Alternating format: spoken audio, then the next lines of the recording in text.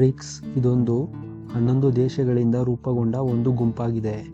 11 ದೇಶಗಳು ಎಂದರೆ Brazil, Russia, Bharat, China, ದಕ್ಷಿಣ Africa, Saudi Arabia, Egypt, United Arab Emirates, Ethiopia, Indonesia ಮತ್ತು Iran. ಈ 11 ದೇಶಗಳಿಂದ ಸೇರಿರುವ ಒಂದು ಗುಂಪಾಗಿದೆ.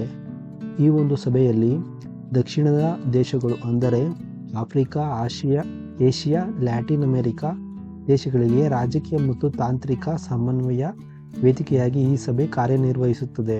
2029ರಲ್ಲಿ ಇದರ ಮೊದಲ ಶೃಂಗಸಭೆ ನಡೆಯಿತು.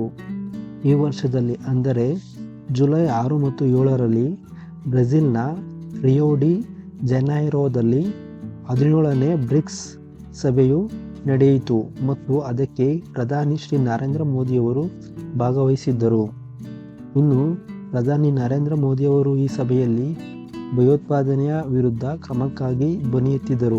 ಏಪ್ರಿಲ್ 22ರಂದು ನಡೆದ ಪಹಲ್ಗಾಮ್ನಲ್ಲಿ ಭಯೋತ್ಪಾದಕ ದಾಳಿಯನ್ನು ಉಲ್ಲೇಖಿಸಿ ಮಾತನಾಡಿದರು.